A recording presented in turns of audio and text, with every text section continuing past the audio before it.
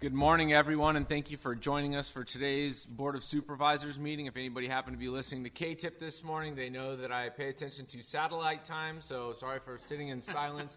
That clock is actually incorrect, but the satellite time never lies. So I look at my phone, and my particular attention to time is a gift from my father, and so I'm very precise in my timing. And as you know, if I show up at a meeting any later than what on time, that's when it starts. But my apologies. So thank you for joining us today. We are going to be kicking off today's meeting with the Pledge of Allegiance, followed by a moment of silence. We'll be led today by Supervisor Shuckland. Please join me in saluting our nation's flag. I pledge allegiance to the flag of the United States of America and to the republic for which it stands, one nation under God, indivisible, with liberty and justice for all.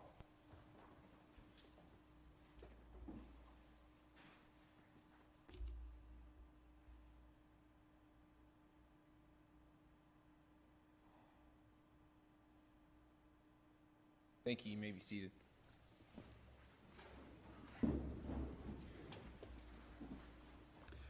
All right. Well, item number one on today's agenda is the State of the County presentation, and that will be delivered by your illustrious chairman, Supervisor Pete Vanderpool, and that's me. So I'd like to go ahead and get started with my presentation. Good morning, and thank you for attending today's meeting. Before I begin, I would like to thank past Chairman Mike Ennis, fellow Tulare County board members, elected officials, our county administrative office, and his staff. Our officer and his staff. The office is good too, but the officer is really good, so I want to make sure I acknowledge that. Department heads and their employees for their hard work, dedication, and leadership over this past year. To go over what we've accomplished in 2016, I'd like to highlight several of those accomplishments. One collaboration in particular stands out, and that is our emergency drought response partnership with state and federal agencies and the city of Porterville. This partnership resulted in the first of many homes in East Porterville being connected to the city of Porterville's water network. The work in East Porterville is far from over, but progress is underway to connect hundreds of additional households to the system.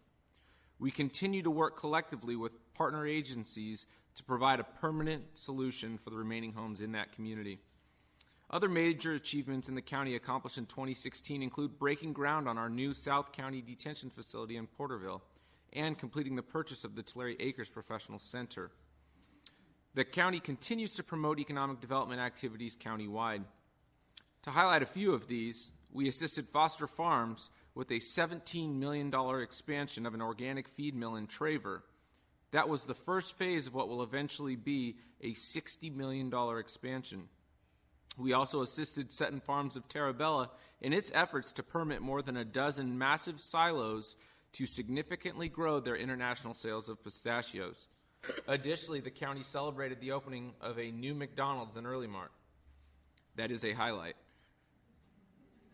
Our Tulare County Fire Department and CAL FIRE boldly fought the 30,000-acre Cedar Fire and successfully saved hundreds of threatened homes in our South Valley mountain communities without any injuries. In addition, Tulare County Fire doubled its station staffing in Terabella to improve response times in the South County area. Tulare County Fire also partnered with the Resource Management Agency to obtain $460,000 in grant funding to purchase tools, equipment, and a new water tender. The Office of the District Attorney and the Tulare County Sheriff's Department partnered with 7 other law enforcement agencies to form the new Tulare County Human Trafficking Task Force. This greatly expanded the effort by local law enforcement to hold accountable those who abuse others and to help in the suffering of the affected crime victims. In 2016, Tulare County remained fiscally sound and passed a balanced budget that provided ample funding to all county departments, made necessary salary adjustments, and increased our financial reserves. The board will remain dedicated to fiscal responsibility and living within our means, regardless of federal and state budget impacts. In addition, our efforts in succession planning were demonstrated by the filling of several senior department head vacancies without any interruption in department operations or in customer service. As chairman in 2017, I plan to move Tulare County down a path towards a sustainable future for a strong quality of life for the people of Tulare County. Like every county, we have our challenges, but I believe that if we are proactive in preparing for those challenges, we can withstand any obstacles that come our way. Today, I would like to cover some key issues facing our county that will challenge our ability to be sustainable. I will share some strategies, including the proposal of a financial plan and ways in continuing economic development efforts to combat these potential challenges. In addition, I will touch on some of the work of our various county departments and what you can expect to see from them in 2017. Regarding a strategic financing plan, in maintaining the board's focus on fiscal responsibility, I would like this board to consider the adoption of a strategic financing plan to address current and future financial challenges that will serve in the best interests of the residents of Tulare County. To implement this, I would ask our county administrative officer to return as soon as possible with an agenda item to go before this board, proposing the establishment of an ad hoc committee of this board to help guide the preparation and presentation later this year of this plan. This proposed strategic financing plan should prudently address the following key components. 1, the potential reorganization of the county's financial services departments. 2, the construction, operational staffing, and provision of health services for the criminal justice and public safety facilities now under construction. 3, construction of transportation improvements and infrastructure to better our rural communities, our roads, bridges, water facilities, wastewater facilities, flood control facilities, and parks. 4, public employee compensation, including health benefits, retirement, and salary. And 5, the structural balancing of key departmental budgets that are routinely in deficit. Economic development will continue to be promoted by this board within Tulare County.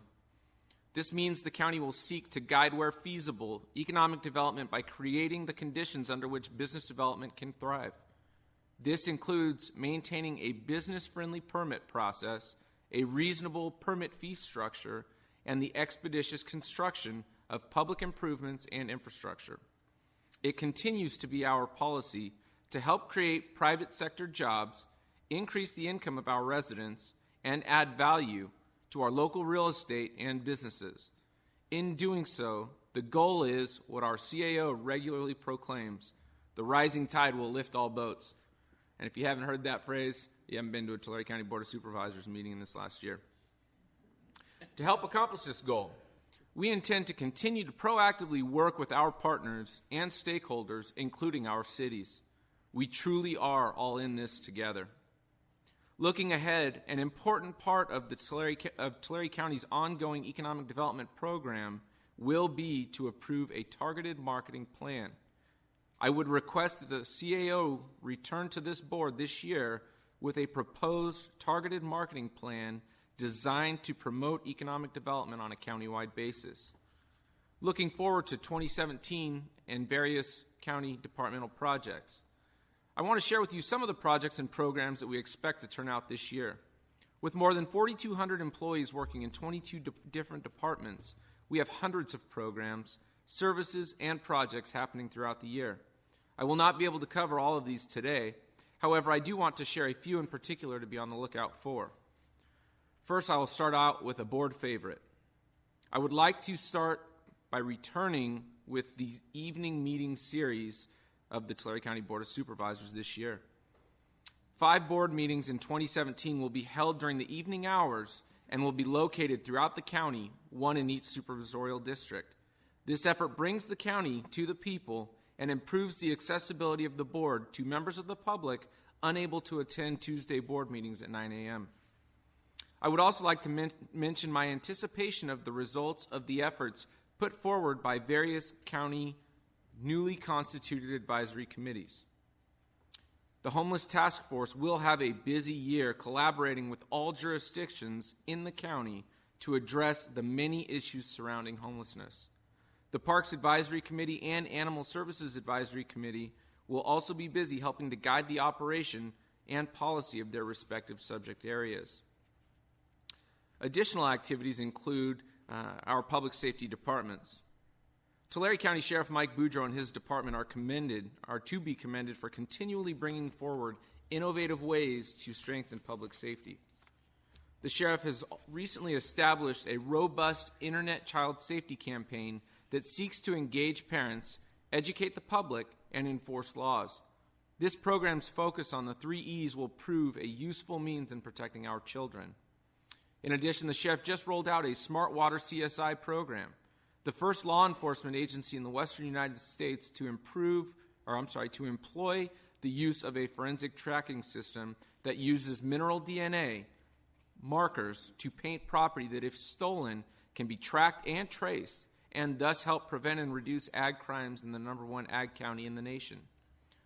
This year, the District Attorney's Office will use a recently obtained grant from the California Office of Emergency Services to expand its elder abuse program, allowing for increased capacity to serve victims and to help strengthen a county-wide coordinated response to elder abuse.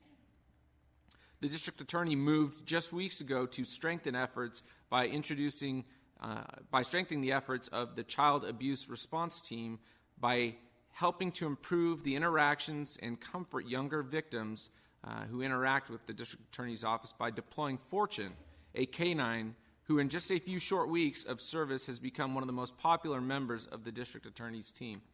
Pretty easy to be more popular than our District Attorney. I'm looking at him when I say that. We applaud the DA's commitment to providing comfort and dignity to crime victims and their family members as they are faced with the aftermath of some of the most difficult and traumatic events in our society. RMA will make a presentation later today that represents 28 important community improvements totaling more than $5 million worth of road and safety projects. Additionally, construction will start this fall to widen Caldwell Avenue to 4 lanes from Acres to Highway 99. This is a $14 million project. Soon to be under construction is the Early Mark Community Park. This project is a creative collaboration of state parks funding, county funding, school funding, and the county and state Safe Route to Schools funding.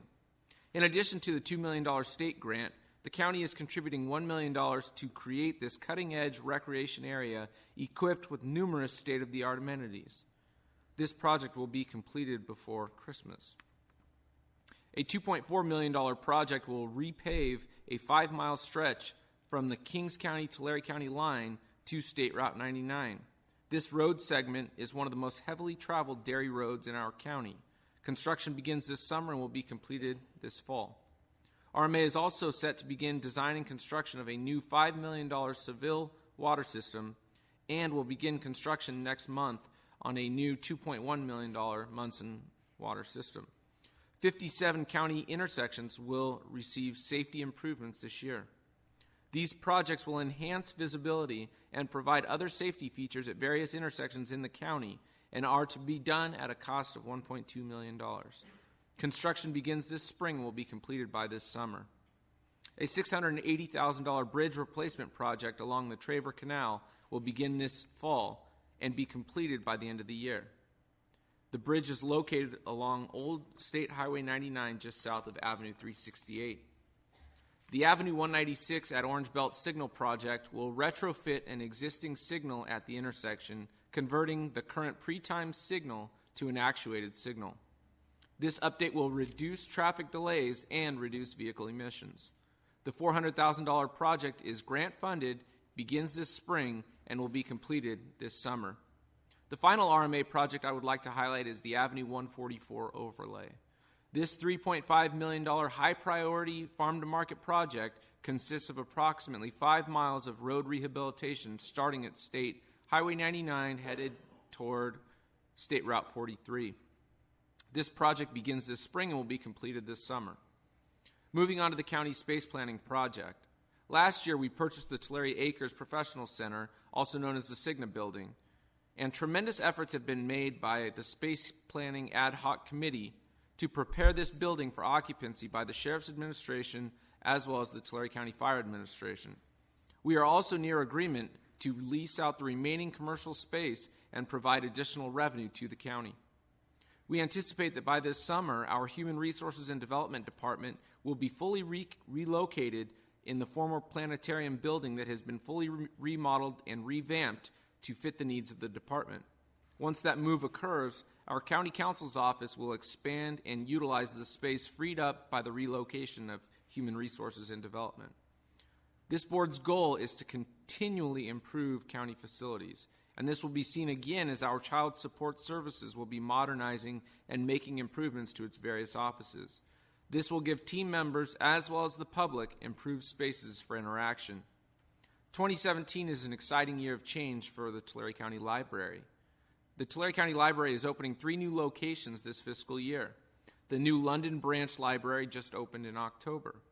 In the coming months, the county will open new branches in Farmersville and in Pixley.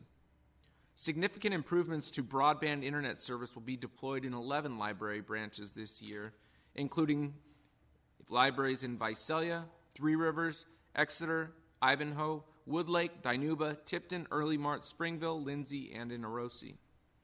Working with the California State Library, the library's literacy program has begun offering the Career Online High School Scholarship Program to our county residents. 2 students have already graduated, and another 2 are currently enrolled. Thanks to additional funding from the State Library and an Edison grant through the Tulare County Library Foundation, an additional 7 scholarships are still available for this program.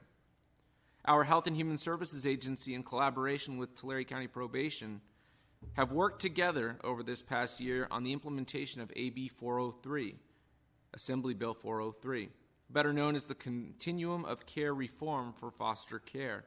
Starting this month, the new law changes the foster care system to reduce congregate care utilization to ensure youth have their physical, mental, and emotional needs provided for in their own communities, and to better prepare and support the families who care for youth.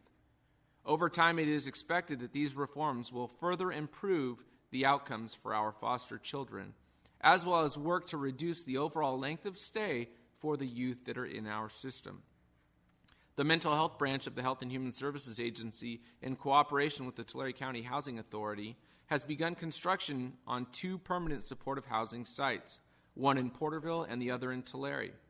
This exemplifies the wellness and recovery model designed to nurture and promote wellness, recovery, and resiliency amongst the consumers of mental health services.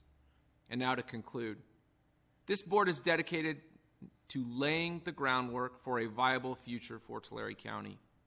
We plan to look ahead and not only address the challenges approaching us tomorrow, but also to prepare for the challenges we expect will come our way in the years to come.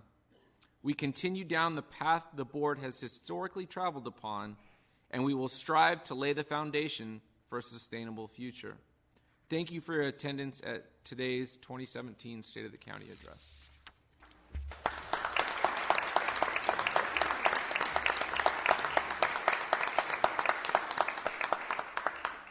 All right, thank you for bearing with me through that speech. Real quick, I think that any comments from the board in response to that? Hopefully you're all on board with the nighttime meetings and the various plans that were laid out. Just to comment on that. Sure, go ahead. My suggestion would be, because we had kind of mixed reaction last time we did this in terms of attendance and so forth, would be to be, as much as possible, strategic about having things of interest in those particular night meetings in those communities, because just to have a standard meeting where nothing really affects the city of Tulare, when we're meeting in Tulare, it probably doesn't promote people to come in. Also, we had some difficulties last time with locations and making sure that we end up with good locations to hold these meetings, working with our different cities and so forth to make that work out. But certainly I will be in attendance at those meetings, whatever my thoughts are about them. And I don't hold back. I appreciate the concept of your sustainable financing plan. I think that's a very important thing as we look forward going into the future. And I think we have been strategic in that regard. And I particularly am interested, as you know, in looking at our retirement system as being a part of that situation, because I think there are some.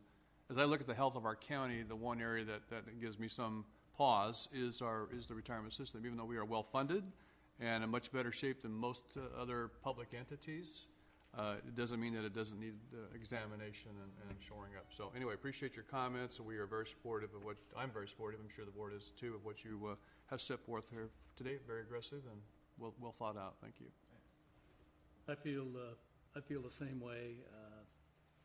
No, I'm not a big proponent of night meetings, but we'll make them work. And like Supervisor said, it is good if we have things going on at that time in our, like in my case, it would be the city of Porterville, that would be pertinent to people to bring them out to the meeting and have them voice their concerns. But also very pleased with your economic development and moving forward with that and keeping this board fiscally sound. That is the number one concern that I have, and I think all this board has. And for the people of the Tulare County to know, we're watching your dollars. We're not using credit cards. We're spending the money we have, and we're trying to put away as much as we can too. So very pleased with that aspect of your speech. Looking forward to working with you, and I think we're going to have a great year. Yeah, I would just echo those comments. I think it's great, and I'm very excited. I think this is a great board and great to work under this chair with the direction, the vision that you've set for us this year. And I am enthusiastic about the night meetings, and I just recommend maybe an unincorporated community. I don't know, Strathmore's not so far from Porterville, so that'd be a nice little drive home. So I just food for thought. I don't know.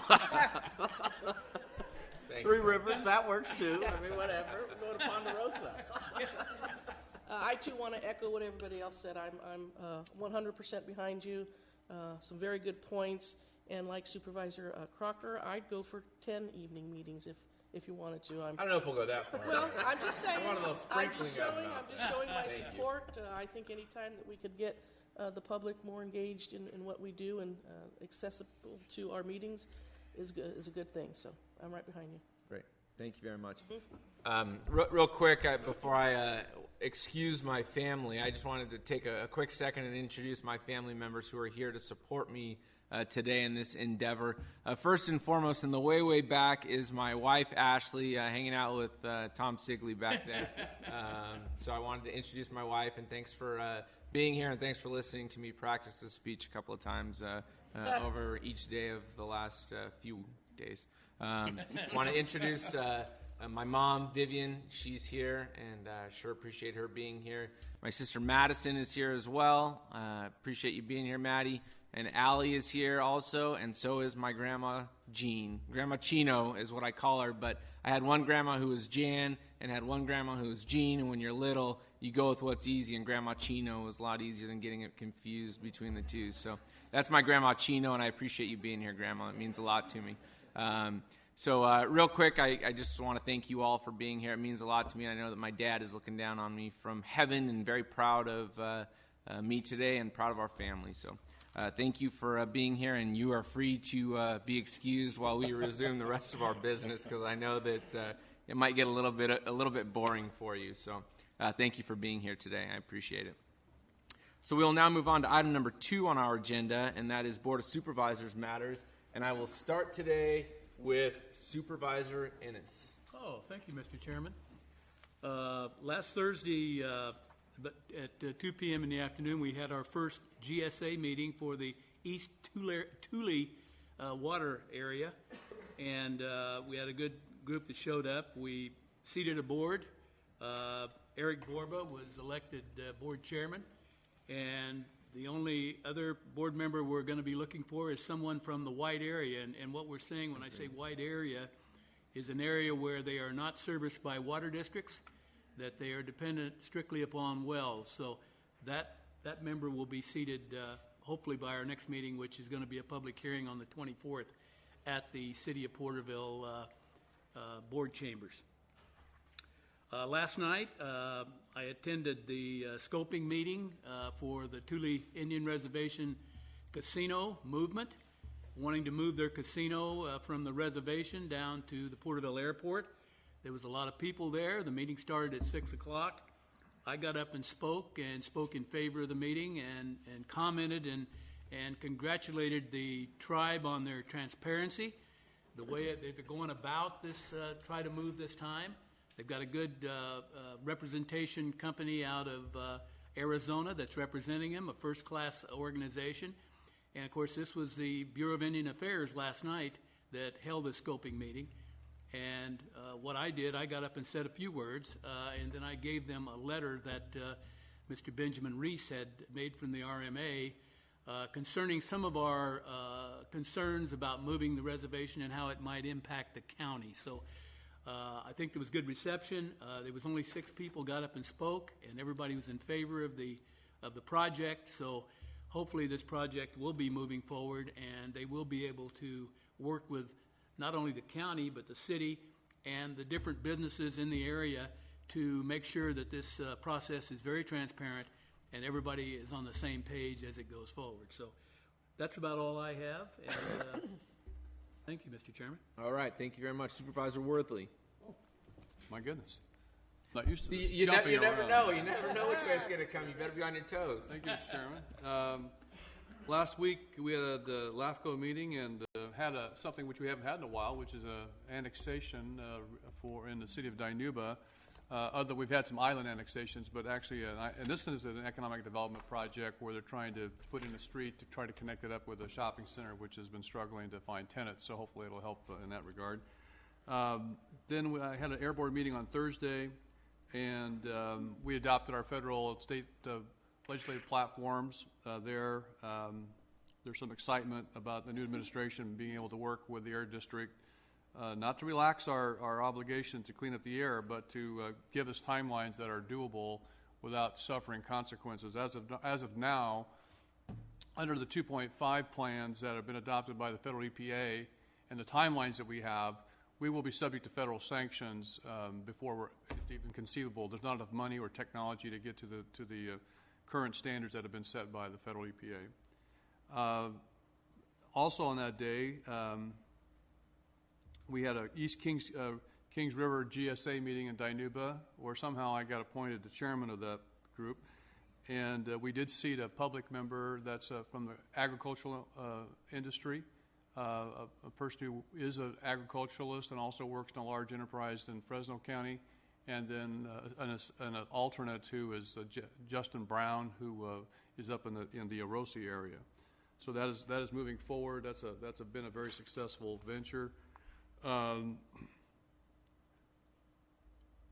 This week we will have our local motion awards luncheon at the Visalia Convention Center, honoring and highlighting various transportation projects that occurred this last year, and that's always a good event.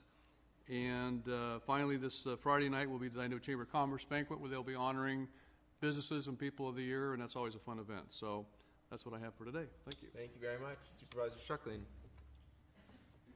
All right, thank you. Well, yesterday I, along with Chairman Vanderpool, and were you there? Yeah. Had our first Kings Tulare Area Agency on Aging meeting. It was very informative, and I look forward to working with that agency and providing some very essential services to our senior community. I also attended my first TCAG board meeting yesterday and was nominated and voted to be the appointed person for TCAG to be on the San Joaquin Joint Powers Authority, which is basically, they call it the Amtrak Committee. There are counties throughout California where the San Joaquin Amtrak travels through, and those counties now manage the Amtrak schedules and whatnot. So I will be attending actually my first meeting this Friday in Stockton, and I will be taking the Amtrak. So I look forward to that train ride up to Stockton. I also will be attending the TCAG Local Motion Awards, and also Thursday morning at 8:30 is the Project Homeless Connect at Visalia Rescue Mission, which is a great effort by a lot of folks in the community to connect the homeless community with resources and whatnot, and I think that tags off very well with our future task force on homelessness. Thank you. All right, Supervisor Crocker. Thank you, Mr. Chair. And just for the record, I know Supervisor Ennis mentioned at a previous meeting that I'm referred to as Baby Croc, and that is not to be confused with Baby Doc, who is a Haitian dictator that had huge atrocities, so I do not anticipate old to to be know that. about that. Well, I'll surprise you throughout this tenure, let me tell you. Last week I attended the RCRC, the Regional Council of Rural Counties in Sacramento, and we had our first board meeting, reviewed legislative policies, a lot of discussion over tree mortality, and that was kind of the emphasis, considering that the 35 counties that are members are primarily, well, they're all rural. We're the largest, actually, out of the bunch, and they're primarily northern and Sierra Nevada counties. So that was a large emphasis on that. GSA meetings yesterday as well as last week with Supervisor Worthley, and just going through that process. And it's I can't emphasize enough that we've got to get through these the basic process of establishing this before we get to the hard issues of really figuring out what is sustainable as far as the state's concerned. Also, we had an ad hoc committee meeting for Sierra Nevada Conservancy, where we selected Madera County Supervisor Tom Wheeler as our representative for the Southern Sierra to represent us for the next 2 years, and alternate Nathan Magzig from Fresno County to serve in that capacity.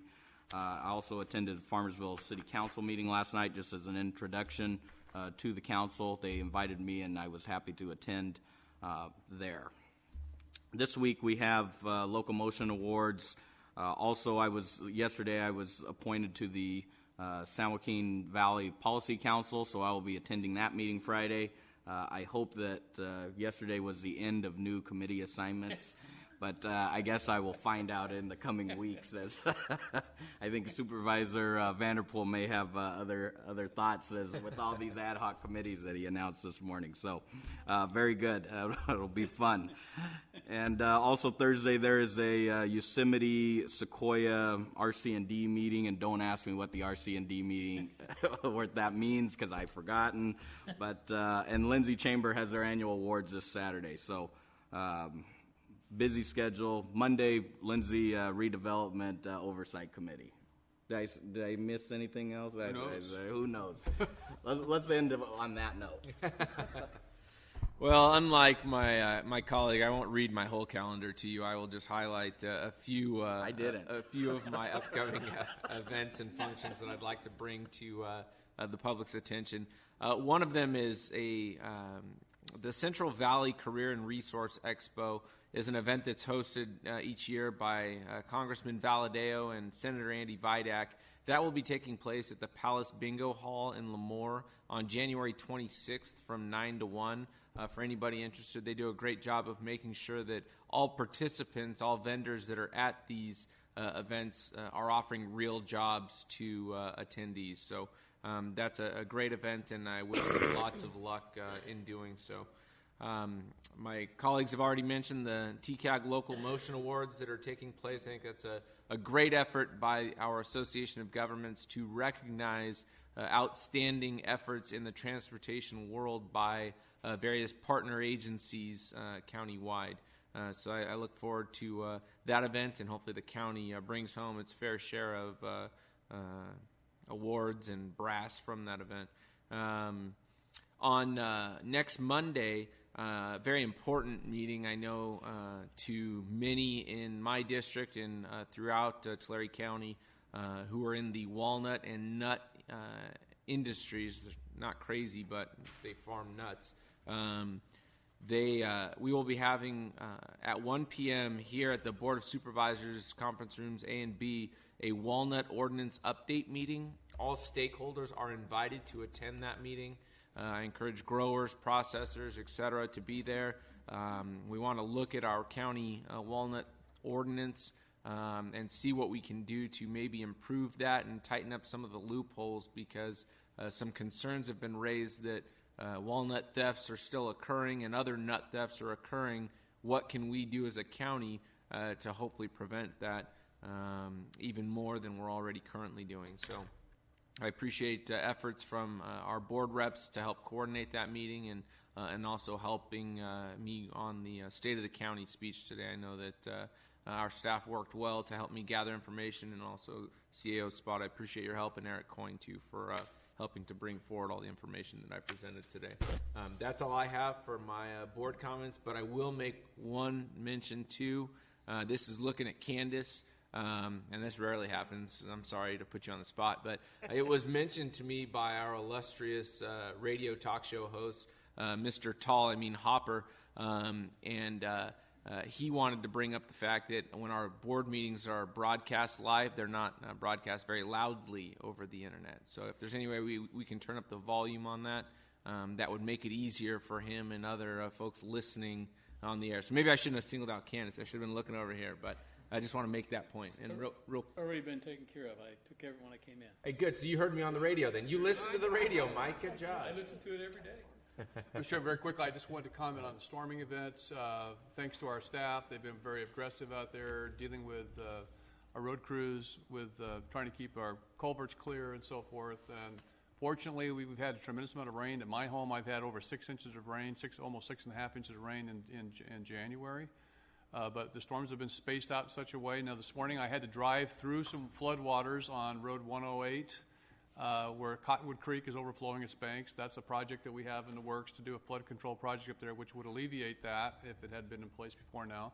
But I think by and large, we've been very fortunate to have had tremendous amount of rain and snow, for the most part, kept within bounds, at least in my area, my part of the county, and I think for the most part, that's the way it's been. So, again, I want to just take a shout out to thanks to our staff who have worked very diligently to stay on top of these matters ahead of time, and I think it's really paying off this year. So, thank you. Supervisor Ennis? Also like to thank RMA for getting the big rock off of the Doyle Springs Road. I had several people come up to me and say, "Great job." And I said, "Don't thank me, RMA." Boy, I guess that was a big one, but thank you so much. I didn't have any rocks fall from the mountains in District 2, but kudos to our staff. They've been doing a wonderful job. More about manure. All right, that concludes Board of Supervisors matters. We will now move on to item 3, and that's public comments. I have a request from Vicki Taylor. Please do come forward. Public comments are allowed to be made on items under the board's purview, but not on today's agenda. Those will be called up at that time. Please state your name and address for the record and limit your comments to no more than 3 minutes. Thank you very much. Vicki Taylor, 3120 East Westcott, Visalia. This is my second time I've now been to the Board of Supervisors. The first time was on December 13th when the agenda was the mental health facility that's being built or going to be moving into the building on Lovers Lane and Tulare Avenue. I had my eyes opened to the Board of Supervisors. I thought Mr. Ennis was extremely rude. We had the principal at Pinkham Elementary School concerned about her children at her school about a mental health facility being built in the neighborhood. And when she finished, after being very eloquent and being concerned about the safety, we applauded. Mr. Ennis, you yelled at us and told us that you were not going to have any of that and you would clear this room. Now, 30 minutes earlier, we applauded Tulare County employees for growing facial hair. A little different. It's not a public hearing. It's not a public hearing. Sorry. I thought it was extremely rude. You, Mr. Vanderpool, just said that the building, the Cigna building, is being housed by the emergency services, and then you're going to lease out the rest of the rooms. Why can't the mental health facility be moved there? We are still concerned. Our neighborhood is concerned. Mr. Crocker, you are in our district, so you will be our representative for this. We would like to have a meeting. And we would discuss this. There's the whole neighborhood that is very concerned about this facility. Mr. Ennis, you said that you were thankful that the Thule Indians were very transparent about wanting to build their casino. You just said that. But yet the transparency from the Board of Supervisors was not there when you were about to put this mental health facility in a neighborhood. You overtook the city of Visalia, because this is a city of Visalia property, and you guys I don't know what the exact word is, but I will say strong-armed the city of Visalia, and you overseeded the city of Visalia by taking this building and buying it without any asking any of the neighbors, either going around talking to the neighbors. You would think this would be a concern. The neighbors are concerned. The city of Visalia was concerned, and they weren't happy. I have an email that was sent to Mike Almos, who was the city manager, and they were very concerned, too, about how the county appropriated the building. Now, my concern is also that you reconsider this property. Think about the children at Pinkham Elementary School. Think about the principal that is concerned about the children. I give her kudos for coming up here and standing and representing all of us. Thank you. Thank you for your comments. Next up, I have a request from Patsy Chester. I'd like to call you forward at this time.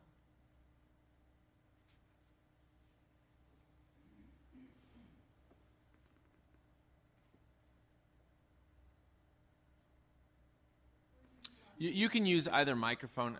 Would you please assist with the mic? He's going to come over and help with the microphone for you.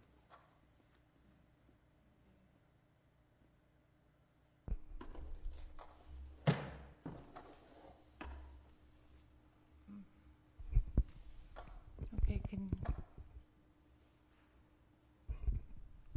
can you hear me?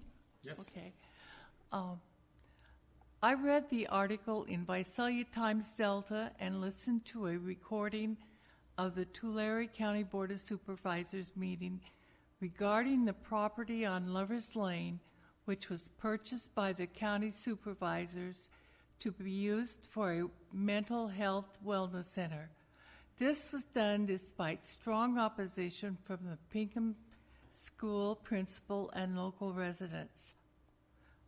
They felt the city needed a facility such as this, but not near a school or residential area. This property lies within the city limits and was purchased by the county, making it exempt from holding public hearings, even though the supervisors were asked by the Visalia City Council to make the process transparent for the public. Many of the neighbors did not know this mental health center would be considered at this meeting until a few days before, when a petition was circulated and signed by 350 residents stating they did not want this facility in the area.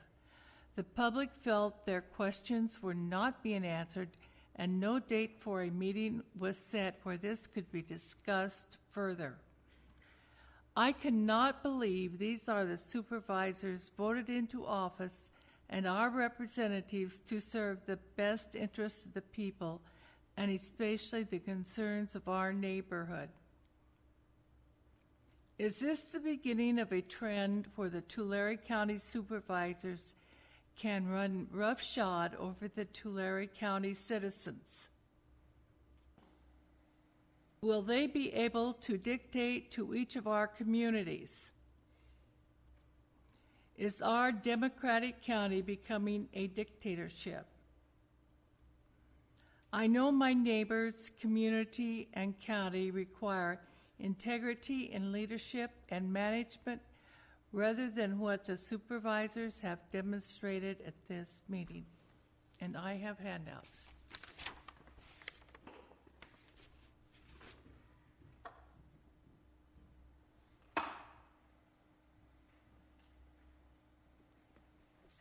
Thank you for your comments. Is there anybody else wishing to speak under public comment? Okay, seeing no additional public comments, I will close the public comment period and bring it back to the board's regularly scheduled agenda.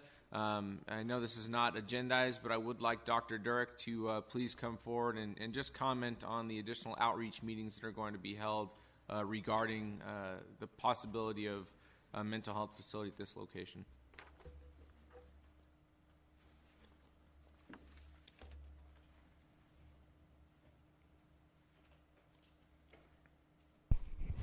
Good morning, Board.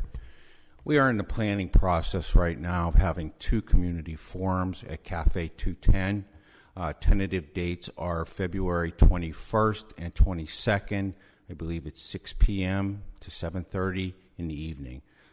2 opportunities for residents to come and have their questions answered, to have a discussion. We will have a panel there, a moderator, and we're welcoming the public. We are going to be sending out postcards to all of the residents in that area to inform them of those meetings.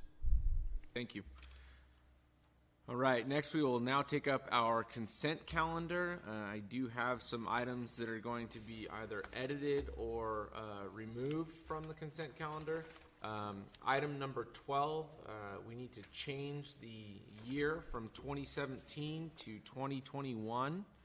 On item number 23, that is going to be off of the consent calendar at this time. And then on item 31, we are removing it from the consent calendar and going to have a separate presentation on that item.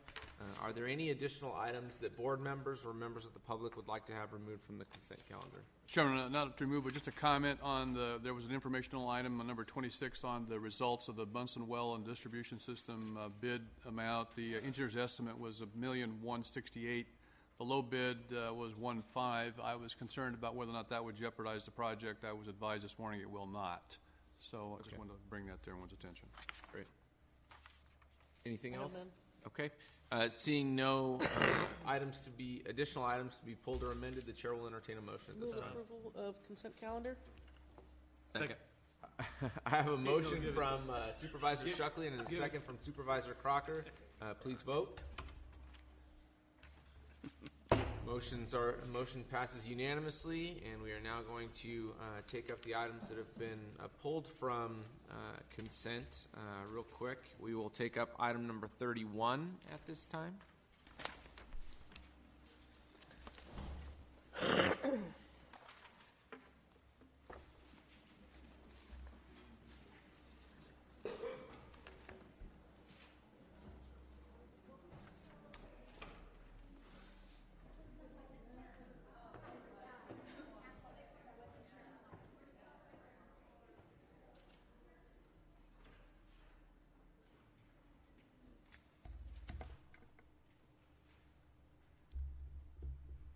Pull the microphone towards you, Bryce.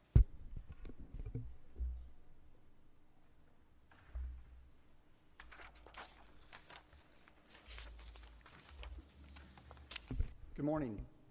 Bryce Howard, Director of Solid Waste. So today we're going to be talking about a couple of different items. I'm going to do a brief fiscal update. Then we're going to go through Waste Management Unit 1 closure, funding there for that program, and then also Waste Management Unit 2 proposed expansion. Both these are at the Visalia landfill. But first, let me go through, I haven't been up in front of this board in a while talking about the state of the solid waste, a couple of funds we have, and I thought I'd go through that real quickly with you. Short presentation, hopefully take a couple minutes. So the sort of the anchor of the fund right now is really around these 5 waste disposal agreements that your board approved over the last several years. Those waste disposal agreements, over at least a short-term period, have been able to right the ship, is I guess the best way to put it, on the 045 or the enterprise fund. The other funds we have another fund that is with closure. That one's well-funded and it has no real issues. The solid waste operating fund, the 045 fund, was the one that was in sort of a bit challenged at times. But these agreements have really sort of anchored that, have made a dramatic change. In particular, I'd like to point out that the agreements are with 3 of the larger cities and also with 2 of our private sector haulers. In the initial beginning, one of the haulers that stepped forward right away and started talking to our department about how to help us get more customers and therefore correct our financial situation was Pena's Disposal. And also the city of Tulare was one of the first ones to step forward as well, which is very helpful. The last one really to get on board with us, really because of their sort of dynamic, was City of Visalia, and you'll see in the financials it really made a tremendous difference in our funding. I thought I'd point this out. This is sort of disposal volume history over time for Tulare County. Now, the red line is what has been generated and disposed of in landfills within California. The green line, or the lower line there, is what actually went into Tulare County landfills. So on one sense, you could look at this and say, isn't it good that we're saving our resource and that volume of trash is going to another county and using up their resource? That works as long as you've got money to run your program. And just like a lot of programs, the more participation you have, the cheaper it sort of gets for everyone.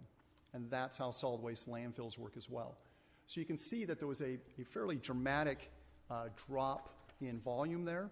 It started back in 2000 or so.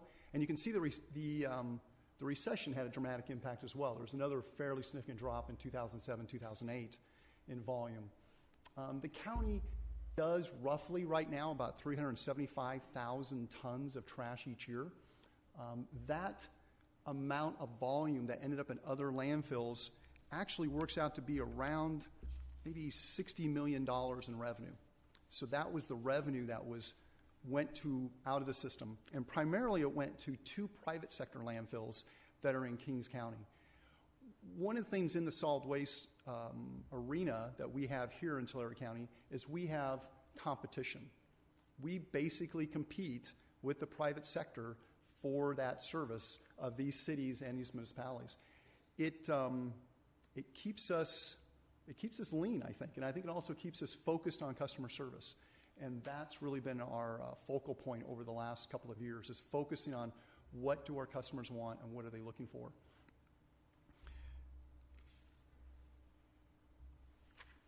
Let me go back just one second. You can see that in 2013, that dramatic increase in the volume that has ended up in Tulare County landfills, that is all from those waste disposal agreements. Pena's disposal added a tremendous amount of volume back into us and therefore revenue. City of Visalia was taking about 50% of their trash out to other landfills, those private sector ones on the other side of the valley. And the city of Porterville was doing the same, all because of cost, all because of pricing. They weren't doing that to certainly hurt our facilities or help our facilities. They're doing that was the best thing for their citizens. So one of the ways we got that volume back was really offering better pricing. When you're in this type of situation, we can either reduce costs, which we did by closing Woodville landfill. You can increase pricing, which we did by 10%, from $31 a ton to $34 a ton. And then the only thing that's left for you is volume. That's the only thing left for you to sort of correct your situation. So we did the first two, and we did the volume one last, and that's what that big change is there. So the other sort of dynamic that I was taking a look at when I first got here back in 2013 was our cash flow versus our capital expenditures. So the green line is the amount of cash that the operating fund had that was unrestricted that we could use for capital or salaries or other types of programs. The yellow line is the actual amount of capital that we had that was invested. So you can see that during the early 2000s, the cash line is dropping $1 million to $2 million a year, but the capital's not really keeping up with that. So that really what it points out is that the fund is just too expensive. We're spending more money than we're bringing in. And that trend can continue for a while, but it can't keep going on forever. So then you can see that around 2008, 2009, we had to do a lot of capital investment, primarily into the Visalia landfill in cell constructions, front entrances, other sort of things. And that took our cash reserves significantly depleted, down to, let's see, it looks like it's around $7 or $8 million. So we need $3 million a year just to operate, just to make sure we can pay our bills and we can have enough money in the reserve. Everything above that is extras to pay for equipment or to pay for new cell construction. We got down to that $3 million mark for many years in a row, 4 years in a row or so. When you're sitting there at that amount and your capital isn't really going up or changing, the landfill business is that you're consuming a resource. You're consuming a cell construction or a landfill space that you've purchased and spent money investing in. And as you're consuming that, you're hoping that you're gaining some cash to replenish it. But as you can see, basically for almost 20 years, we weren't replacing that cash. We were just consuming it. So now recently, because of these waste disposal agreements we signed with the 3 large cities and 2 private sectors, we've been able to increase our cash. Now our cash is actually unrestricted, around $15 million today, and we expect that to get up and keep growing at $2 to $4 million a year.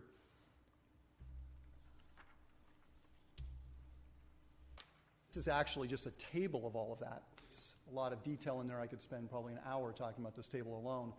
But basically it shows that our closure fund money is sitting up there around $30 to $35 million, $40 million.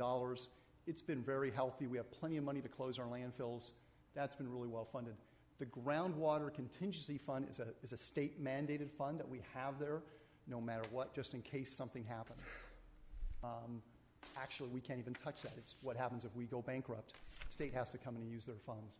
The operating cash, the unrestricted amount, is that money that we use to build new cells, buy equipment, pay salaries, sort of what we use every day. So you can see that there was a period of time where we sat around that $3 million mark, which is really the bare minimum you should have at any one time. You really need a lot more than that. We sort of believe the number that we're really looking for is $3 million operating cash, something like $7 million in equipment reserve cash we should all have at all times. And then we probably need somewhere between $5 and $10 million for new cell construction or the expansion of our landfills. So somewhere around that $20 million mark, 15 at the minimum, more like 20 is probably a really nice number to sit at. And you can see the fund was there back in 2008. We hit a recession, we spent a bunch of money on cells, and it depleted it. We didn't get the ability to recoup it. The other thing that's unique about this one thing I'll point out is in around 2011 and 2012, if you look at the post-closure restricted fund, it decreased significantly from $44 million down to into the 38s and 39 million. That was actually something the department did very well back then. They changed how had to do a closure cap from a plastic liner to a soil cap, which saved about $6 million for the county closure fund money. So they were able to take that closure fund money, take it out of the closure fund, basically. It's not technically what happened, but they took the money out and they used it in the operating fund. So even though you're seeing the operating fund being flat, it really wasn't flat. It was actually still going down that $1 million or $2 million a year. They were able to make up for it by using that closure fund bring back, I guess you would call it. If I can make a quick comment, Bryce, one of the things that did happen to that was I remember when we were on the board and it kind of all of a sudden was brought to our attention and we were out of money. It's kind of like that's how it was brought to our attention. One of the things, when you go back when we had like $32 million, interest rates were we were probably getting maybe 6, 7, 8% on our money. And so we had a very healthy amount of revenue coming in from interest. And one of the things that did change also was, of course, interest rates went to practically zero. And that was one of the many things that created a problem for the balance. But and that's a very good point, Steve. When looking at the CAFR and the other different things like tools I could look at financially, in that time period from like 2003 to 2008, where we're actually losing $1 million a year, we were actually gaining money on the interest side. Because it was a weird time, if you remember, interest rates were really higher than inflation, which is not sustainable in anybody's economic model. That's just bizarre, but it was there. And so really that amount, if you look at it from a pure operating cost, if you take that interest earned out, it was probably going negative maybe $2 million a year, but it was being masked. So a lot of times these operational issues you have get masked either by big bumps in revenue or some sort of interest or some reversal of another fund, and the operational issues are being hidden. That was one of the key elements of closing down Woodville landfill or mothballing it, was because we really couldn't afford 3 landfills in this county. We could only really afford 2. And we weren't even sure we could do 2. And I think now I feel pretty comfortable with that. So I just went through this just briefly, but I think that's sort of the amount we have right now. Unrestricted is around $15 million. I'm very proud that our equipment reserve is actually fully funded because a couple years ago we had no money in it, and now we have $7 million sitting there. I actually don't believe we really need that amount, but that covers all of our depreciation. So it's sort of an auditor accounting issue. I think we probably only need about half that to be sitting there at any one time, but we have it fully funded. Our cell reserve is around $5 million, and our operating cash is around $3 million. And we're still gaining probably about $2 million for the second half of this this year. So that will probably get up to $17 million by the time we get done. So back to what we're here for today, the Visalia Landfill Project site map there. So on the left, you can see the Waste Management Unit 1, or WMU1, is what we're currently closing, 125 acres or so, $8 million project. One of the challenges was that this particular funding mechanism was supposed to come from our operating fund and then get paid back by our closure fund after we spent the money. Well, we didn't have $8 million to go do it. So we went to the state of California and said, you got to help us out here. And they did. They helped us out with some progress payments they were able to set up, and your board actually approved a new fund, our 047 fund, which is the fund that we use to actually do the closure. So it's sort of a go-between. But that's an $8 million project. You can see where it says cell 1 and cell 2, existing active cells. That's where our current trash is being placed. That's phase 1, you might call it. Then we have cells 6 and 7 up in the right corner that are already built. We are now just starting to use those and put trash into those. One of the key elements about bringing the city of Visalia into this landfill went from about 400 tons a day to about 1,200 tons a day. So all of a sudden, this landfill has tripled in volume and size and complexity as far as managing the customer service aspects. Having those cells, 6 and 7, newly built, being sort of, if you've ever been out to the landfill, cells 1 and 2 are like a big mound, 80, 100 feet up in the air. And cells 6 and 7 are flat. You probably don't even see them when you go out there, but now they're a little higher. Having those flat and low to the ground makes it easy for the trucks to get in and out of during inclemental weather instead of driving up some mountain. So the city of Visalia is very active in trying to save money and trying to make sure their cycle times are good. We've built a good communication relationship. We've gotten very few complaints through a very wet season, and I'm very proud of that. Our operations staff has done a great job. So what we're looking for coming up is how can we do cell 3 a little earlier than we normally would do it, but really to provide better customer service. Do we have the money? Do we have the cash? I believe we have the money for that. We have $5 million sitting there. It's going to be about a $4 million project. Plus, we believe we're going to get another $2 million at the end of the next 6 months. We're hoping to build that this summer so that we can provide that positive customer service as well again. It is an asset we're going to have to spend money anyway, at least in 2 years from now. We're asking to build a little bit early. So let's start with the closure. So the closure project started in 2016. Part of that is we have a corrective action groundwater system out there. We're trying to correct the groundwater in that area. And doing a closure cap on that will certainly help that. The state has been very adamant about getting that completed and done. It's 2016, 60% complete. Our CQA budget was $587,000. We budgeted for that. We need an amendment to our existing agreement for another $262,000, and an increase required of $324,000 for the redesigned soil testing. So what basically happened is we went from a plastic cap to a soil cap, and we had to do some redesign of that. In that, we saved about $1.2 million, but the redesign cost us some money. So we're ending up a little short. Also, a soil cap requires more testing because you've got to do a lot more testing. There's all this more soil. So that's also why we're asking for that additional money. The landfill expansion design. So I think I talked through the first bullet point there already. Increase in customer service focus. The volume at Visalia is jumped up tremendously because of all the customers. And so we're looking to expand that a little earlier. The expansion's 12.4 acres. Cell 3's got about 4 years capacity. The design and permitting costs are $150,000. And then we're also asking for some CQA money as well for that. We actually are going to start the design now. We're going to come back to this board probably in the spring and ask you for probably $4 million or so to actually build the cell. We haven't got to that point yet. We're just going to do the design phase. Most of that construction will happen in next fiscal year, but it's sort of difficult to try and get that cell built in such a short window. They generally take 4 to 6 months to build. If we wait till after the fiscal year and wait till after, we just won't make it before the winter when we really need it.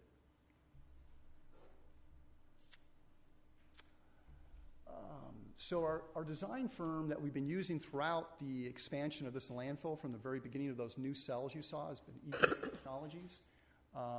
They're a small firm out of Santa Rosa. They've been very good, customer focused on us. They've done most of the design work. They've done all the design work for us through this through the Visalia landfill.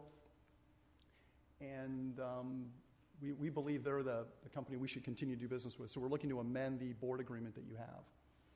We need another $440,000 or so for CQA, along with that design charge. That brings us back to the actual agenda item. Approve the Sixth Amendment to the agreement with EBA Engineering to extend the term of the agreement to December 31st, 2020, to provide additional CQA, design, and permitting services at the Visalia landfill, and to increase the total amount that may be paid for services under this agreement by $918,000 to $2.6 million. Approve the necessary budget adjustments per the attached AUD 308, and authorize the chairman to sign 4 copies. There's also, I need to mention that county council still needs to sign off on this agreement as well. There are some insurance issues we're still working through with the with EBA. Council just looked over to me and acknowledged that has been resolved. The insurance issues have been resolved. Yeah, Bryce, that material that you're using to seal these landfills now, is that special material that you got to purchase from some area, or can you just use any kind of material as long as it's thick enough? That's right, Mike. Thank you for pointing that out. What we're fortunate now is that they've changed the sort of requirements in California for landfills. We're able to just build up a layer of soil instead of buying particular materials, as long as that soil is thick enough and it keeps the water from getting to it before the evaporation pulls it back out the other way. So it's a big cost savings for us. Hey, any other questions about trash? Great presentation, Bryce. We appreciate you coming and bringing this to us, and you've done a great job turning around the solid waste fund and the state of our solid waste system. So sure are very appreciative as a board for that. Thanks, Pete. Any comments from any member of the public? Okay, seeing none, I'll bring it back to the board. I have a motion from Supervisor Ennis. Second. Second from Supervisor Worthley. Please vote. Motion passes unanimously.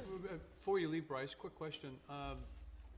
The work that had to be done out there for the remediation project, I know that, again, the drought had an effect there because our remediation was above the water table. Above the water table. So we had to go back down. Wells down. Now, right. Was any of that in the financing we're talking about? Was that totally unrelated? No, that's already financed and is already ongoing. We're getting close to completing that work. Okay, thanks. I appreciate it. All righty. Thank you very much for the presentation again, Bryce.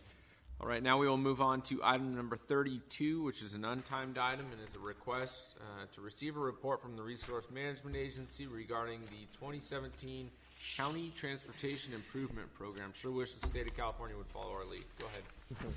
Good morning, Chairman, board members, Mr. Spada, and County Counsel Ben Reese, Director of the Resource Management Agency. And the item before you today is we're going to present to you a group of 28 transportation-related projects that we're proposing to start this calendar year throughout the county. Quick overview of our presentation. Go over with you the strategic management system that's been adopted by your board and being implemented by our CAO throughout the various county departments. I'll give you an overview of the transportation funding that we're going to be utilizing for these projects. Reed Shanke, our Public Works Director, will go over with you our methodology for selecting these projects. And then we have slides for each of the proposed projects. We'll touch on each of those briefly. And then we'll also give you a summary of the projects that are already programmed for construction in this calendar year. And then we'd be happy to answer any questions that you may have. So the strategic management system has been adopted by your board, being implemented by our CAO throughout the various county departments. It involves, team-based approach, integrated cross-functional management. So in this particular case, we work closely with Mr. Eric Coyne from the CAO's office and Mr. Spada, and with our RMA staff to develop these lists of projects. The purpose for the strategic management system essentially is to be responsive to your board and to the public. Some of the key components are essentially being forward-thinking, being proactive. What you'll see today is hopefully what we'll show you is that the work to develop this list of projects actually started a couple years ago with an aggressive campaign to update our community plans throughout the county. Through that public outreach, we were able to receive input that resulted in the projects that we're going to present to you here today. It's a team-based approach. Our staff and CAO staff has done a lot of public outreach over the last couple of years to develop these projects. And really, how we're going to measure our performance is, taking that public outreach and that input, and I think the success would be getting these construction projects in the ground and getting them in place. And so that's our goal. As far as how we're going to fund these projects, this is a snapshot of the transportation funding that we receive. This is from the previous fiscal year, and it's broken down by percentages. The top half of the table shows the funding that we get that's not designated for a specific project, so we can use funding from those sources for transportation-related purposes at your board's discretion. And then the funding down below is some of the same funding sources, but those are set aside for specific projects. And so the funding for the project-specific funds is, depends on a year-to-year basis on the number and size of the projects. But as far as our discretionary funds, just to give you an idea, just ballpark, those total to about $20 million at least this fiscal year and the previous fiscal year. And the other thing that I wanted to point out is how important Measure R has been to transportation in Tulare County. We created this pie chart, and you can see that Measure R is a big slice of the pie. So focusing on Measure R, there's really 3 pots of money that the cities and the county receive for transportation-type projects. What we're going to kind of focus on today is the local program share, which is about 35%. We also get funding for regional projects, which are our major road construction projects throughout the county, such as Avenue 280, which is going to go into construction later this year. And then we got about 14% dedicated for transit and bike and pedestrian type projects. But what you'll see, most of the funding that will fund the projects that we're proposing today comes from the local programs, which is distributed to the counties and cities to use at their discretion. We get about $4 to $5 million annually, and the Measure R expenditure plan indicates that that funding should be used for transportation purposes, to fund projects in our communities, as well as to fund some of our rural roads, which connect the communities and some of these farms to our important destinations in some of our communities. And so in terms of project selection, when we focus on these discretionary funds, we do set aside some funds for our county forces to perform just general maintenance, filling potholes, performing chip seals throughout the county, some of the preventative maintenance that's important to keep our roads in good shape. And you'll see that a portion of that funding, what we're proposing to do is to perform projects in our communities. Kind of thinking a little bit outside the box. Traditionally, we focused on putting asphalt down and fixing our roads, but what you'll see today is that we're also trying to incorporate projects that will benefit our school children, as well as pedestrians and bicyclists, in the form of constructing curb, gutter, and sidewalk type projects. And you'll see several projects here that improve safety near our schools. But we also don't want to lose focus on our rural roads, which are important for goods movements, connecting our farms to our markets. You'll hear that term, farm to market. And so those are kind of like the 3 components, or the 3 categories of projects that you'll hear about this morning. In terms of project selection, like I mentioned previously, a couple years ago or several years ago, at RMA, an aggressive campaign was started to update community plans throughout the county.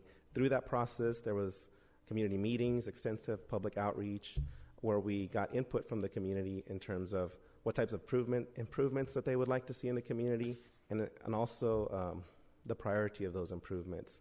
And so the projects that we've compiled here today come as a result of that community outreach. Through that community plan update process, we've prepared complete streets policies, which essentially we developed several projects in each communities, some to a 30% design, which is a very detailed design where we were able to come up with the actual improvements and the cost estimate for those. So we have a priority list of projects in some of these communities that we are able to utilize to pursue funding. So we've been aggressive the last couple of years pursuing state and federal fundings for improvements in these communities. This past year, we submitted 12 applications for active transportation funding. We weren't as successful as we would have liked to have been, but we made a big push and a big effort to obtain funding for our communities, aside from our local sources. And anyways, through that work, we have a pretty good idea of some of the improvements that are required in our communities. And of course, we get requests from the communities as well, just public requests regarding safety concerns, sometimes from the community members and sometimes from school officials.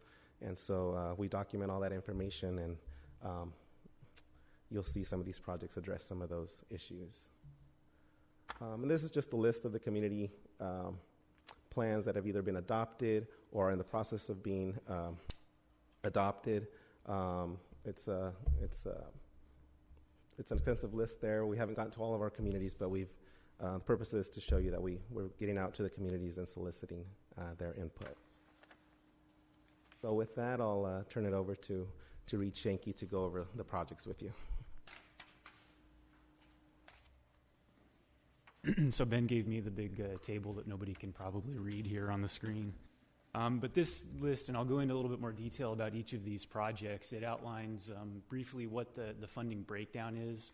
And I think you'll see that the majority of these are using the Measure Our Local program source, but then a number of them do have additional funding sources. And then probably something else to highlight on this table is the plans, as Ben has mentioned. Some of these projects show up in multiple different plans, the Complete Streets plans, the Safe Routes to School plans. So they keep coming up to the top of our list. We all know that there's a huge number of projects that we would like to get to, but we have to sort them out in some manner, and using these plans is one of the methods that we've done so. So you can see the different breakdowns there of the costs. And then here's a map. So these projects ended up being sprinkled pretty well throughout the county. The blue dots represent the locations of the projects. And then getting into each project here, I'll go through them. I'll hope to go through them very quickly. But this first one is our Woodville School, and this project is slightly different from the rest in that it is, we're basically asking for authorization to allocate money to be a match for our active transportation project. So this one won't be constructed this year like the rest of the projects. The timeline here is looking at about 2021 when those federal funding sources are available. It's about $700,000 in federal funding sources versus the $50,000 of local match. In this project, you can see in the photo, there's some sidewalk in Woodville, but it's in pretty bad shape, and then nothing on the east side of the road there. And the red line basically connects the school. There's a fairly new medical clinic, and then the majority of the community residents walk along this roadway here. Next project, you'll see a number of these types of projects in our list here. These are kind of the school safety projects, we'll call them. It's improvements to crosswalk facilities near schools in general. So we've had pretty good success, and a lot of the schools have appreciated where we've installed these flashing beacons to warn of pedestrian zones. We've got a couple different treatments. This one is a flashing beacon. The kids can press the button and it'll light up when they're crossing the roads. And with that, we're going to do some ADA improvements. This one here is on Avenue 196, right by the high school. Here's another school safety improvement project. This is at Outside Creek Elementary. This one, we're doing the warning the speed feedback signs. So we've got vehicles that come in fairly quickly through the schoolway, and this will flash at them and tell them they're going too fast and how fast they are going. So again, this has been pretty successful treatment to slow traffic down in front of school zones. One of the farm-to-market projects here, this is our rural project. We've got some blade patching proposed for Boston Avenue in the area of Lynn Cove. Some of these projects will be going out to bid, but the smaller dollar projects we do more effectively in-house with our own county crews. So they'll be able to do this one. You can get a bit more mileage for the dollars when we use our own crews with the blade patch method of road repair. This is a farm-to-market project that will be designed and go out to bid. It's an overlay on Road 148. This is kind of located to the east of Visalia, north of State Route 198, heading up towards Ivanhoe. Here's another school project in Early Mart. This one has flashing beacons set back at the crosswalk and then set back also going into the school zone. So slightly different treatment. And this type of project our forces are able to install. These beacons are typically solar powered, so it's pretty low cost. They can go in fairly quickly, and I think they have a real big bang for the buck as far as effectiveness. Sundale Union School is another one. Again, kind of the flashing beacons, warning traffic that you're getting into a school zone. This is located a little bit south and to the east of Tulare, off Prosperity Avenue. We've got two projects in Allensworth. The first one here is road, sidewalk, and crosswalk improvements by the school. You can see the picture there. It's not exactly an ADA accessible crosswalk going from a dirt shoulder onto a barrier curb with grass. So we'll be doing some improvements around there to improve the safety for the school pedestrians. Well, I should say, I think we do have some people here from Allensworth, so maybe when I'm done, if they would like to comment on this, make an opportunity available for them to do so. In Alpa, we're looking at a larger project. This is a project that was designed as part of our Complete Streets program. It's the photo there is a little bit old, but there's actually a new school that's been built on the south side of the road on the right of the photo. And the north side, there's some patchwork spots of missing sidewalk, and it's becoming a fairly heavily used pedestrian area with the new school being located more to the north there. So we're proposing curb gutter sidewalk and some other pedestrian improvements and street improvements right along. It's basically the main drag through Alpa here. In the community of Wakena, another school zone improvement with these flashing beacons and then the speed feedback signs. This one, if you look in the aerial photograph, it looks a bit like a driveway. We were kind of questioning whether or not that was a valid road, but it in fact is. You can see in the photo, this is kind of one of the back ways into Wakena off of State Route 137, kind of coming from the north. So there's some blade patch there. You can see the condition of the road is pretty poor right now. In Columbine School, another flashing beacon with speed feedbacks. And then back to Allensworth here along Road 84, kind of one of the main entrances off of the state route there into the community of Allensworth. Poplar again, you can see kind of the theme here with a lot of focus on these schools. We think we, like I said, get a lot of bang for the buck with these projects. And generally the schools have been requesting these. They see them in other locations and feel that justifiably that they would be a good value for their location. Again, another school beacon, and Sausalito School with the speed feedback and the flashers.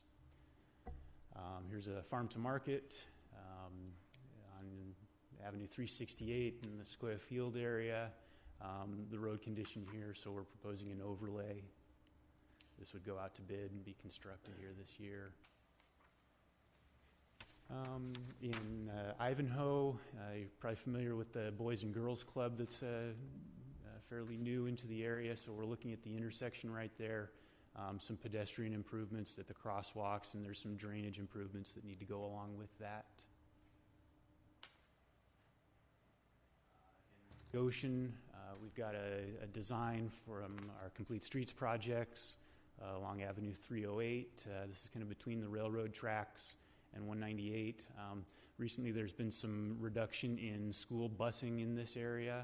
The school is across the freeway here on the west side, and there's a pedestrian overcrossing, so to help improve the safety for the pedestrians walking through there, we're looking at some sidewalk improvements that would lead to that overcrossing. In the Cutler-Rossi area, again, another school zone improvement. This is crossing Avenue 416, which is a pretty busy 4-lane road. There's already a stoplight there, but it's not ADA accessible, and there's some other improvements that we can do to increase the safety at this location. Sultana, again, another school improvement with those flashing beacons warning drivers that they're coming into a school zone. Bill, again, another school zone improvement project. On Monson Drive, so Monson, I think we just heard earlier today that they opened bids for the water project here for the water system in Monson. Part of that, there will be some impacts to the road with those new water lines that go in. So we've been holding off on repairs of this street, but it's definitely needed, and we will be doing those repairs after those water lines get through there. So I think the timing on that one's worked out pretty well. Then moving down to the far south of the county in Rich Grove, diagonal 205, which is sort of the main drag right along Rich Grove. You may recall that probably about 7 or 8 years ago, most of the community of Rich Grove received through grant funding, or at least the southern part, curb gutter and sidewalk, so it's pretty well covered through there, but there are some locations along Rich Grove Drive that need improvement, and then the actual condition of the asphalt is pretty poor. So this one kind of hits 2 nails with one hammer. It's the community improvements, but then also this is a major hub for farm-to-market activity, so we get a lot of agricultural movement going through this roadway too. So the street improvements will help there as well. In the community of Poplar, on the kind of the northwest corner of the map, is a location where the school bus drops off the high school students. They get out and then they cross the road and head to the east. So we're looking at some safety improvements, a crosswalk there, and some ADA ramp improvements. In Alta Vista School, east of Porterville, another school zone beacon project installation. In the Porterville area, just north of the airport, Avenue 136 is in need of some road repairs. And I know that there's some future development that's being looked at to go on in that area, but that's a few years out. And the condition of this road here is such that we do need to hit that pretty soon. So we're proposing a blade patch to get us through until those future developments do come in and hopefully help to improve that whole area.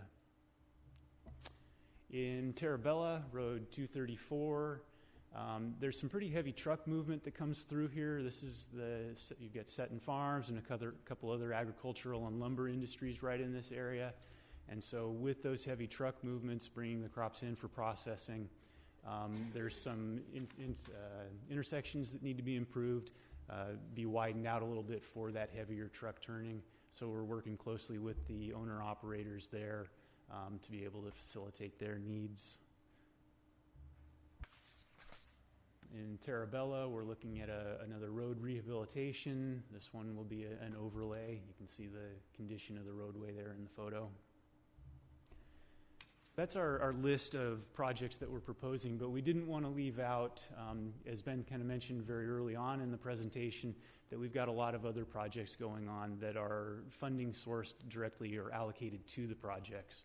So I wanted to briefly cover some of those, and these are all projects that will be in construction in this coming year in 2017 here. Some of them are already under construction, actually. So we've got $37 million worth of projects going on outside of these other projects that we've already been talking about. Probably a couple of them to highlight there is the Avenue 280 overlay and the widening project. So that takes, that's about, what would it add up to be, almost $17 million worth of projects along 280, which covers pretty much from the county line all the way into Visalia. So that'll be a major improvement for the 280 corridor. And then Avenue 416 is in construction already. That's that widening project from Dinuba all the way out to Fresno County. And then a number of other bridge projects, some intersection improvements. Got safety projects as well that definitely bear mentioning. So with that, I'd like to thank Ben, the board, the CAO for the direction on how to proceed with these projects. We certainly welcome comments directions now or anytime. Tulare County Association of Governments, through them, they've made the Measure R available. They've helped us with that farm-to-market plan. So definitely an acknowledgement of their assistance with this. And then local communities and stakeholders. Ben mentioned we've gone out and met with almost all of these communities. And a lot of these projects, we've recognized the need, but then they're echoing us and they're saying, yep, that's the one. That's where we need to do the work. So we've really tried to be responsive to their requests and their needs. So we appreciate their involvement. And then ultimately, but definitely not last, the staff that's helped prepare this. This has been a process that we continue and we keep adding to our list, but I want to thank the staff for helping out with that. The request is to receive the report, and then if you have any comments or direction on how you would like us to proceed, I'm open to respond. You have any comments? Just a comment, great presentation, and I think a lot of times as supervisors, we're constantly looking at our districts and seeing what the improvements are going on there, but this is a good overlay and shows what's going on throughout the county, and guys have to be commended for taking what resources we have and making a lot of these projects happen. So appreciate all your efforts. Great report. Thank you. Supervisor Worthley? Thanks, Reed and Ben. The thing that I have noticed is that we've had a lot of the major regional projects up in District 4, but those are regional projects. They're as to be distinguished from our road maintenance and other projects. And my sense is that we are being a little bit shortchanged on the farm-to-market roads. I'll use an example. In Cutler, one of the things that's happening up in our area, I have a lot of packing houses, but the packing house population, like so many things, is being consolidated. So Wawona Packing, which is right across the street also from Pena's disposal, has a tremendous amount of trucks. And it's not, the other thing I've noticed is that it used to be kind of seasonal trucks. In other words, we would have packing houses that would operate from May until October. Now they do citrus in the wintertime, and they do fruit in the summertime. So they run 12 months a year. I was just by the day, there's 4 trucks sitting there loading up right now at Wawona in the middle of winter. A tremendous amount of truck traffic on Avenue 408. And that road is falling apart. I mean, we've got some huge, not just little potholes, but I'm talking about some really serious potholes. And I think the other thing that strikes me is that I have some of the largest unincorporated communities in the county. Cutler-Orosi is 15,000 people. If it were a city, it would be the next largest city after Dinuba. Ivanhoe is a large unincorporated community. They bring in revenue from the standpoint of their DMV fees, right? Am I correct in this? In other words, they have all these people that have all these cars. That's part of the revenue stream that we use for our road systems. And I don't know that we're returning back to those communities, because as you look on here, there's really not one road project in Cutler and Orosi. And I don't think we're returning revenues back to those communities as we should. And I appreciate the fact, and from a timing standpoint, we've had a lot of major regional projects in my district. We've had the most of them. But that doesn't deal with these other roads that are in need of attention. And I know it's difficult politically. You all try to spread these things out and about. But in the case of District 3, where most of it's in the city of Visalia, you've got one project here, which is almost $2.5 million in District 3. I'm thinking also of a road that I travel every day, which is 112, from I think 320 into the city limits of Visalia. That road is very heavily traveled. A lot of truck traffic, again, from Visalia going to the landfill. It's in very poor condition. It really is a benefit to the city of Visalia, but it's in District 4. It needs attention. And so I know you guys have a tough job, and I appreciate that. But I'm just saying that when we do a road in District 2, and I'm not saying that they don't need them because they've got some big dairies out there, 1 or 2 or 3 dairies on a road does not make up for the fact that I've got a population up there that provide a lot of revenue into the county for roads, and I think there may be a bit of shortchanging going on. So what I would like us to look at is some kind of a policy issue. It talks about return of revenues to communities. So if the city of, if Cutler Rossi were a city, they would get an allocation. They would spend all that money in that community. We're not doing that now, and I appreciate there have been times we've spent some money there, but then there have been years we haven't spent anything. This is one of those years. So I'd like us to kind of look at that from a policy standpoint. If we are able to track that without too much difficulty, where the revenues come from, and try to return dollars to those communities, because frankly, I get a lot of complaints. We all get complaints about roads, but when you have the large population like that and nothing happens, then it does sort of raise an eyebrow. Boy, I heard a lot of me in that commentary, and I would have stopped that before, if I would have known. I would have protected you, Reed, but you took the brunt of that. That was a little bit of unnecessary venting. Well, they're policy issues, though. I mean, I just use No. Your point is taken, and that's, I think your concerns are definitely valid. What we are having staff look at is kind of the sources of the money, and I think one of the slides earlier showed that it's with Measure R, but also with our HUDA funding, it's sourced both by population, by road miles, and then also vehicle miles traveled. So we could report back to your board kind of the sources of the money and how those are coming into the funds. I think in the past we've tended to look at general need, like you say, spread the money out so that we do get requests daily, and we're trying to divvy it out, but it is the discretion of your board to figure out how you would like us to divvy that. Sure, and I think that request from Supervisor Worthley, makes some sense in bringing something back that shows the source of the funding and where it's allocated to. But you have to remember too that there are general monies from the property tax system that come into road funding as well. Property tax. What's that? Well, general fund money that's allocated. We don't spend general fund money in our road. That's correct. Okay, so if we're not spending any, then okay. I will remove that argument, because I thought that we'd spent some of it in there, but and then that's a good response that I can make to some folks that complain about roads down in property. Yeah, they always talk about pay property tax. They pay property tax. Yeah.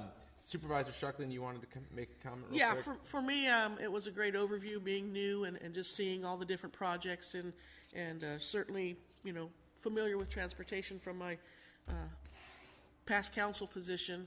But it's also good timing, because just yesterday I got an email pleading for some pothole repair. So I'll just bring it up right now. Everybody's here to listen. Road 68 and Avenue 304 in Goshen. Okay. So, and I can. It is your district. See, you like that? Yeah. And they said 68. Preach it, Amy. They said 68, but I'll add Road 64 at 304 also, between 296 and 308 is pretty bad. So. Well, I was going to make a comment. Supervisor Crocker, do you want to say anything?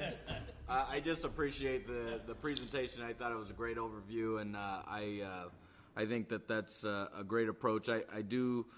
I don't think there's any sense of urgency, but I think for the farm to market program in particular, if there's a systematic approach as far as a long term, I understand we can't get to everything, today. And so, but if we understand, the parameters and as we move along, as upcoming fiscal years come along, then we can see and understand that, down the road we will get to, hopefully, and we get some type of state funding for additional transportation projects, we'll be able to tackle all of the issues, because I think for the most part, our districts include lots of large agricultural facilities that service our community, and they're great assets to our communities and for job creation and for economic development and to help our general fund. So, thank you.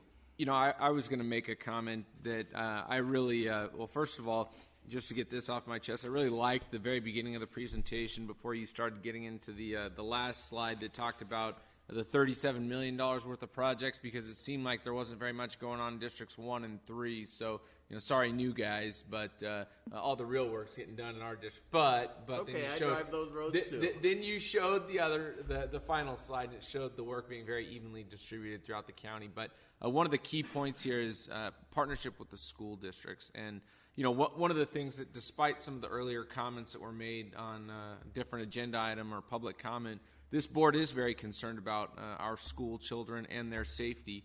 And working with school districts is absolutely a great way to get a good bang for the buck. You're helping to save lives, improve safety, and at the same time deliver infrastructure and betterment to our unincorporated communities.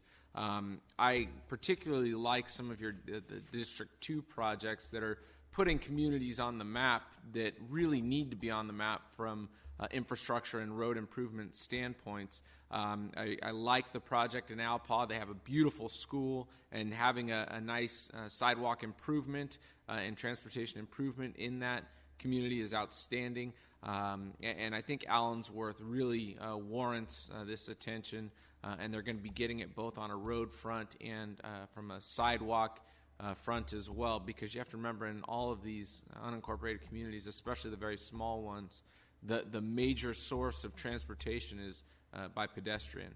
So we have to try to remember how important the sidewalks and those infrastructures are in these small communities, especially with schools. I saw Steve leaning in again. I guess you wanted another bite at the negative apple. I made a lot of criticisms here, but really it was more looking forward. I don't expect us to make changes. I mean, I think you've done the work, and this is where we're going to go forward. It's a good roadmap for this coming year.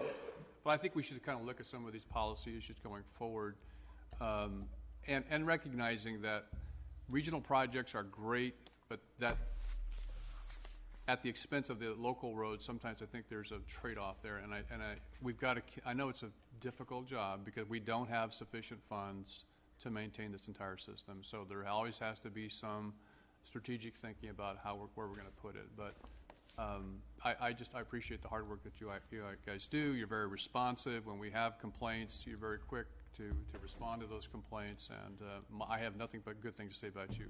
These are more like a policy type of thing, going into the forward, how we might look at a more equitable way, in my mind, of distributing these funds, because they are quite limited. And you know, when you talk about the equity of fund distribution, you should carry that speech to the state of California. Absolutely. Because road funding from a state perspective is allocated based on vehicle registration data and not necessarily miles traveled.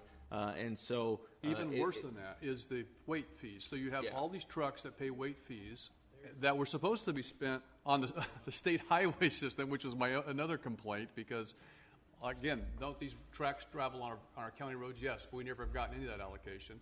But then to make matters worse, they reallocated that money to pay the general obligation bond passed by the voters of California. So even the state's not getting the weight fees to fix their roads. So it's a real problem, because, I mean, again, you look at the truckers, they're paying a fee. Unfortunately, none of it comes back to the counties of origin, who are suffering some of the consequences of that truck traffic. And you did a great job mentioning in your presentation a kudos to the Tulare County electorate for stepping up and passing Measure R and assessing themselves to improve our roads and transportation infrastructure.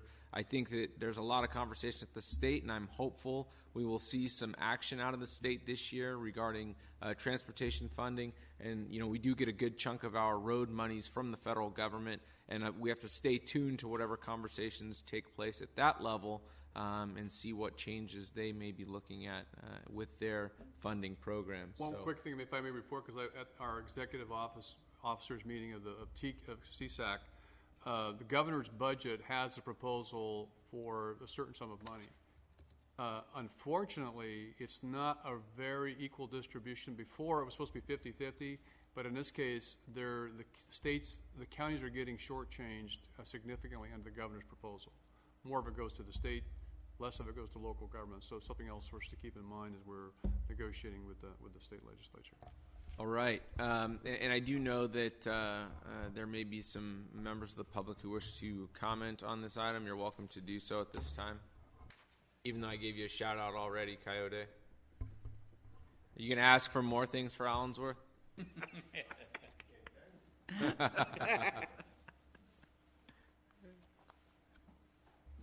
Good morning. Coyote Kadara, 8234 Avenue 32, Allensworth, California. I want to start off by echoing some of the comments I heard earlier, especially from Supervisor Ennis, thanking RMA and RMA staff for the work they do. I'd like to also thank them for the coordination and collaboration and outreach they've done so far to get to this point, to the presentation we just heard. My wife and I have been in Allensworth for a few years. My mother-in-law has been there since the mid-70s. It's been disheartening. Oh, I also at this time serve on our school board. It's been very disheartening over the years to see our children, our families, competing for the roadway with vehicles. It's, especially in inclement weather like we have right now, you have puddles all over the place. For those children that choose to walk to school, for those families that choose to take a stroll in the evening, they have to be in the middle of the road competing with traffic. So seeing all the work that's been done, and I also want to acknowledge the leadership that we've seen from Supervisor Vanderpool.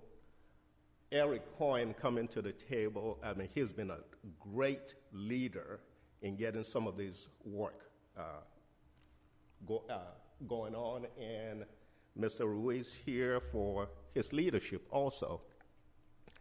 We are so glad to see a first step of sidewalks in our community, which is an awesome addition to the community. What we'd like to see also is, as we all know, when you take people off the streets, traffic gets faster. There was some discussion earlier about flashing beacons. This will be a great addition to the area around our elementary school to ensure that we can slow traffic down, to acknowledge that we have children and families in the area. So overall, I'm standing here to say thank you so much for the work you do and the work that we've seen out of RMA so far, and we look forward to continuing this collaboration and coordination, and look forward to that day when Mr. Vanderpool comes out and we do groundbreaking for our first sidewalk in Allensworth. Thank you. Great, thank you. Any further comments? Okay, seeing none, I'm going to close.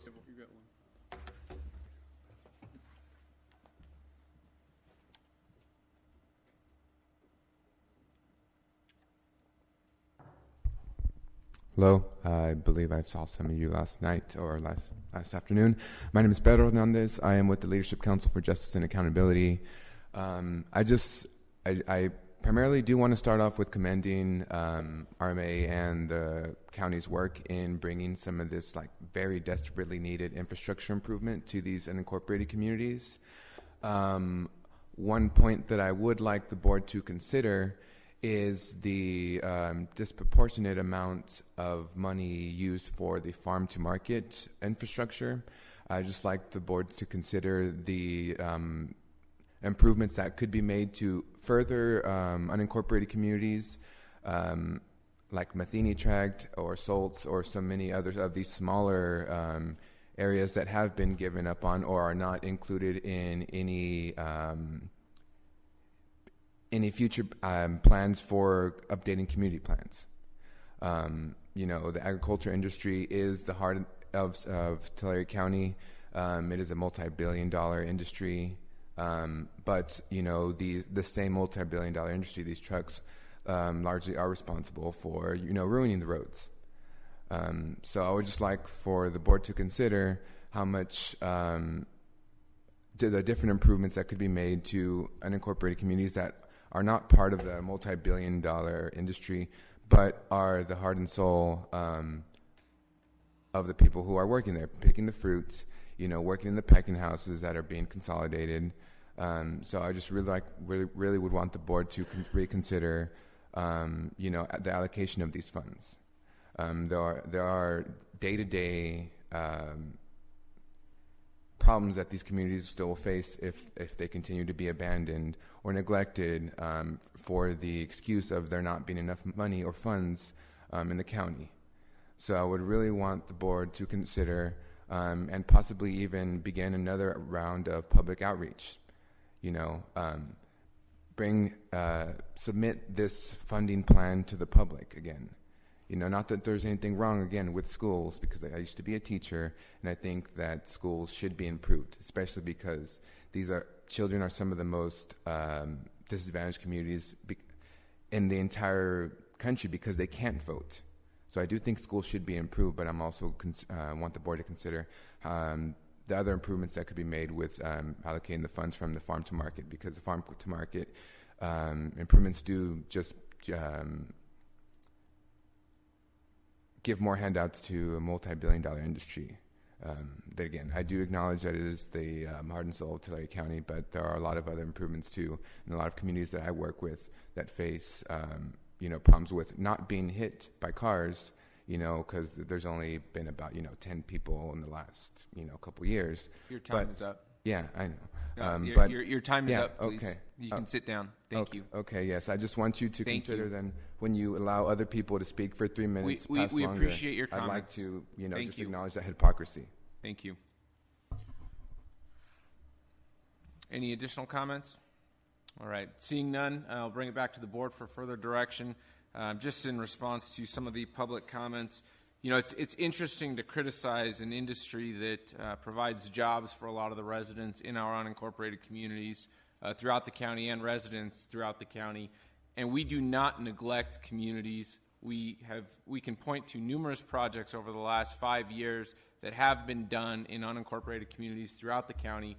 We take a lot of pride in representing every person that lives in our county and in our unincorporated communities, and it's unfortunate that residents who don't live in our county have the opportunity to come and be a voice for the people that we represent in our unincorporated communities. So with that, I would ask the board for general direction to RMA for how they would like to proceed. Well, Mr. Chairman, are you asking for, this is receiving a report, so is there action required on this matter? I think we should proceed with the plan that's been laid out for us this coming year. I don't know that we need to make any adjustments at this point in time. It's very difficult to do that anyway. These things take planning and so forth, and the time to look is the following year, really, not to make adjustments this year unless, and I know they do respond, so if things were to happen in the interim and something were to come forward that's an emergency or whatever, they're very quick to respond to that, and we have some reserve funds for that purpose. So I'm very pleased with the report and glad to support it, and I think we should proceed forward. I don't know if we need a motion for that. I feel the same way. When you look at Tulare County, we got over 3,000 miles of road. It'd be nice if we could just go out and do an overlay over the whole thing and go on, but you've only got so much money. You've got so many projects, and you're trying to help out as many unincorporated communities as you can, and also some of the roads that link these communities. But we got 3,000 miles of road. We're lucky to get, 80 miles of road a year fixed. If we're and 12. And blade patch. I'm a big firm believer in blade patch. As a kid growing up in Terabella, that's all we did. We didn't have overlays. We didn't have anything. It was all blade patch. So when a road, and we've done that in areas where the road gets bad enough and there's too many potholes, you do a blade patch on it. That's the only good, cheapest solution you can do. But no, I thought it was a great program, great mapping out of what you're going to do, and it looks good to me. I appreciate it. Further comments, questions? All right. You have your direction. Thank you for a great presentation, Ben. Council, that concludes our open session. Do we have a need for a closed session at this time? We do. We have items A through D, and I do not anticipate any announcements of action out of closed session. Right, great. Thank you very much.